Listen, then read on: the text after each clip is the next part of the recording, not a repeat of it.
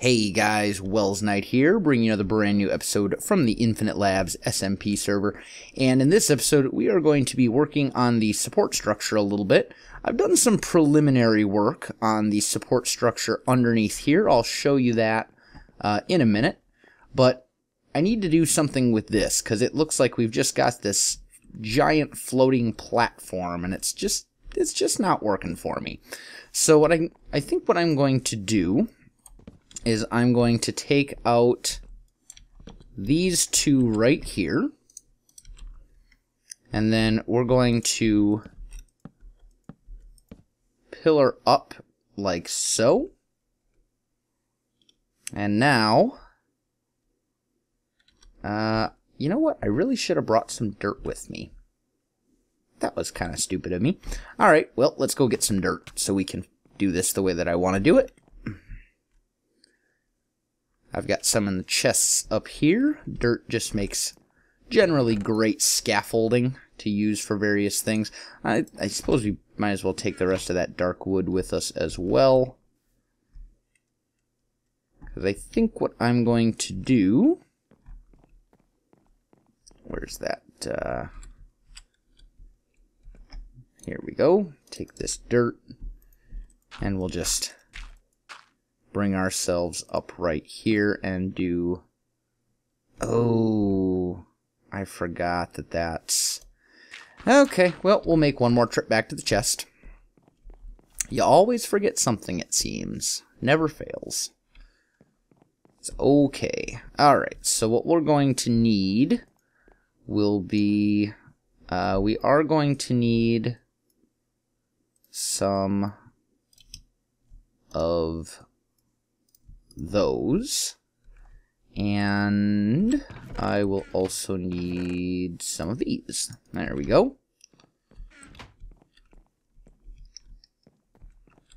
Try this again.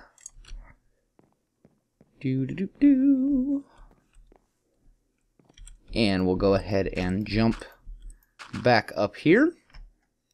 We'll put that right there where it belongs.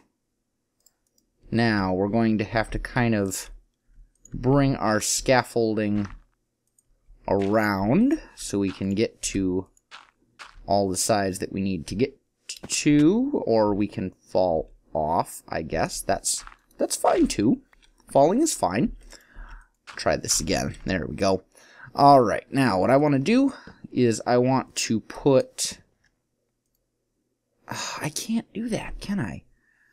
This is going to be rather annoying. I can tell. I can just tell that this is going to do everything within its power to infuriate me.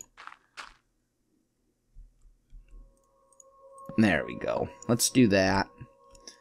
And then we'll take these. We'll put one there. We'll put... Why do I keep falling? I'm sneaking, and I just continue to manage to fall off. I'm an amazing builder and climber, it seems. I'm so good. I'm so pro. I'm just so pro. Okay, let's come up here and try this again. Preferably without falling off this time. That would be great. Here we go, down here.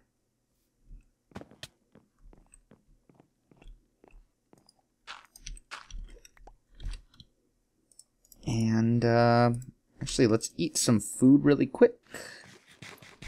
And then we'll just go ahead and do this. Jump. Jump. Okay, and we'll put one there. We'll put one there. And then this is the one that I really... There we go. So we've got kind of this support pillar, if you will, coming up. And then we can grab all these things that we dropped. And that way it looks like it's not just floating up in the middle of nowhere. Now we're going to do basically the same thing right here. Like so. let's take this dirt, and I think we'll just build it off right here. And we will go like that, and like that, and like that. We'll put that up there. I won't need these anymore, so we'll take our dirt and build some scaffolding out this way. That can go right there.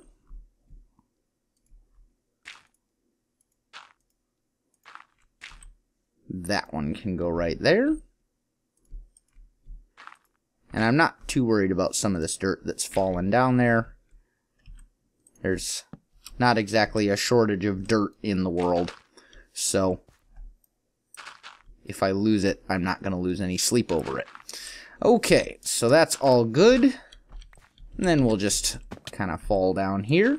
And now we've got these two pillars, which kind of give it a little bit more of like a, there's actually something holding this up look. So that's a good thing. Now let's go ahead and take a look underneath, and I'll show you what I did down there. And let's figure out the best way to do that. I think probably from over here we can see everything that needs to be seen.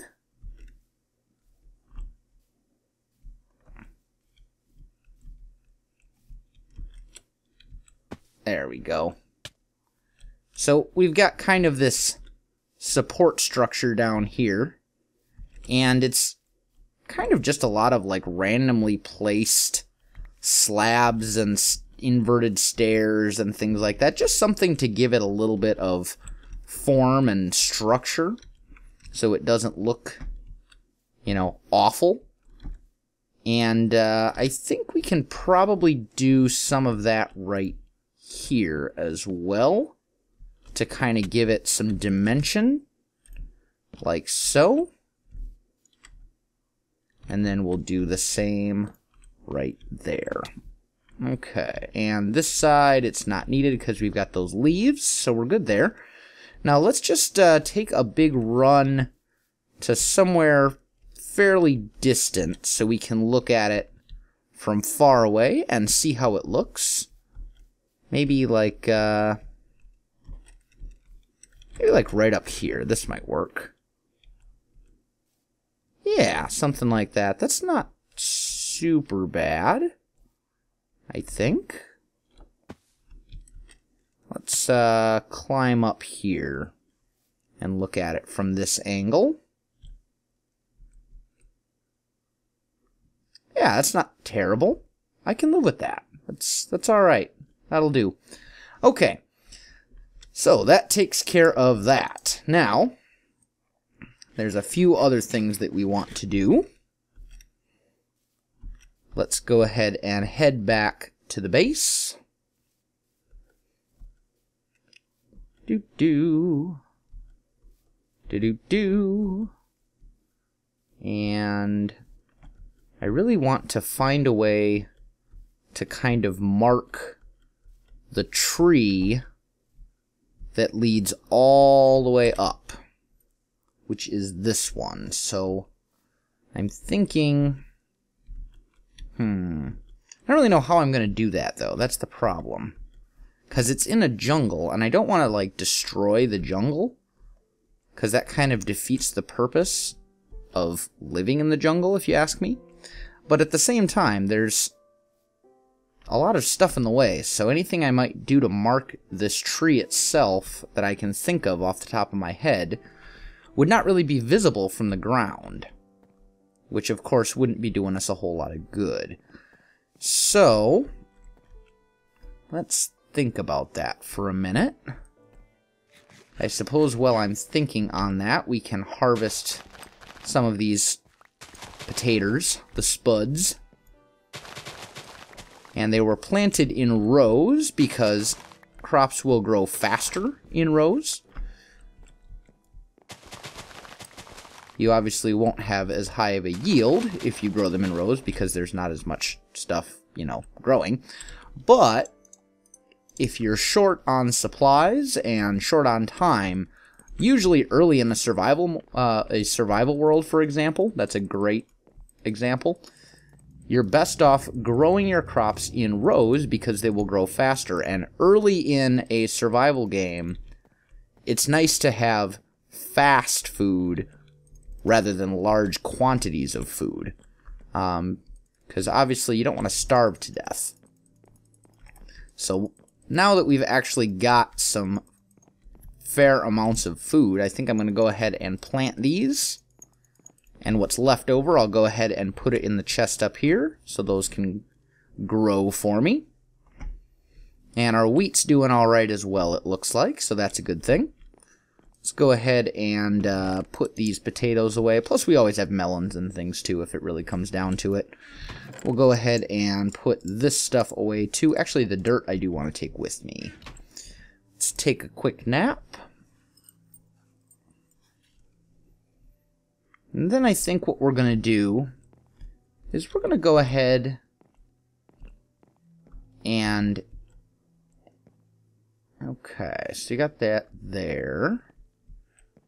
I think what I really want to do is I want to head to the mine, because I have this lovely efficiency 4 pickaxe, and I'd really like to try and get my hands on some obsidian so that I can make a nether portal up there in my tree fort instead of having to run all the way over there to that one by the jungle temple. Because that one's, frankly, it's kind of glitchy, it's kind of wacky, and also, it doesn't work all that amazingly well.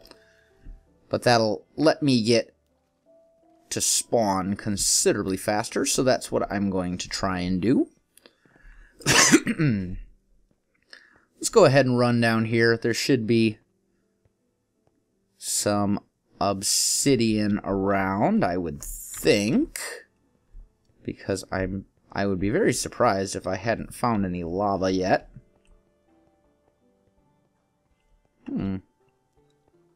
Maybe... Oh, that's right, there was a cave system. Aha! Obsidian. Okay, so we'll gather some of this. Luckily, with a efficiency 4 pickaxe, this goes considerably faster than it would otherwise. And actually, here's kind of a cool thing you can do if you didn't know. You can just place a water block there, and that will take care of any issues you may run into with lava being underneath. See, the flow from that water source block takes care of the lava before it hurts me or before I lose whatever I'm mining. So if you're mining an area where there's a very good chance that there might be water underneath, this is a very helpful thing that you can do. Now, I'm going to grab a fair amount of obsidian here because not only will I want to have enough that I can make 2 nether portals, one in the overworld and one to link it up properly in the nether, I'm also going to want to build myself an enchanting area in my tree fort as well. So, we're going to need, let's see, 10 per nether portal, so that's 20 plus 4. We need 24 pieces of obsidian total. And we've almost got that. We're getting close. And I think we better go ahead and grab that and reposition it.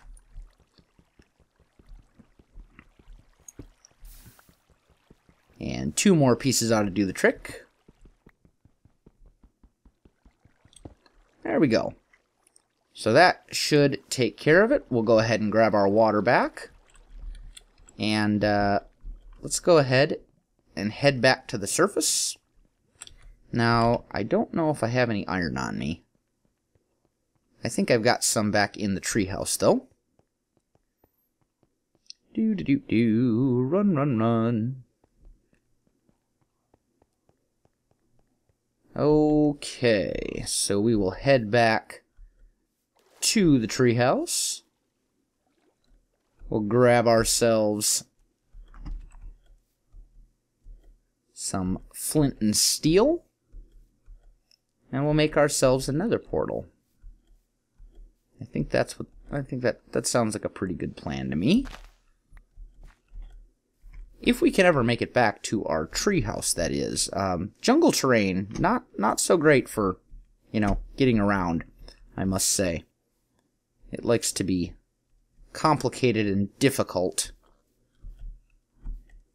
So that is one thing that I will have to work on, is either clearing a path.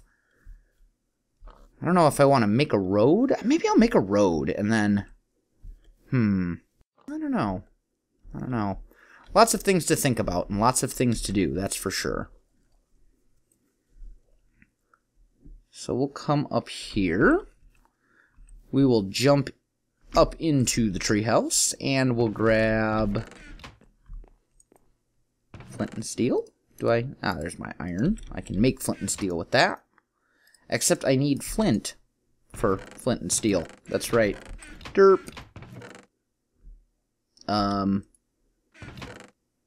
Do I not have any flint? I appear to not have any flint. Okay. Well, you know what? Now that I think about it, I think I want the Nether portal on its own individual platform anyway, so I need to plan out where I want that to go. And we're about out of time for this episode anyway. So guys, if you enjoyed this episode, don't forget to like, subscribe, or leave me a comment. I really appreciate it when you do that. You also can find me on Twitter and Facebook. There will be links in the video description below, so check that out too. Otherwise, guys, thanks for watching, and I'll definitely see you next time.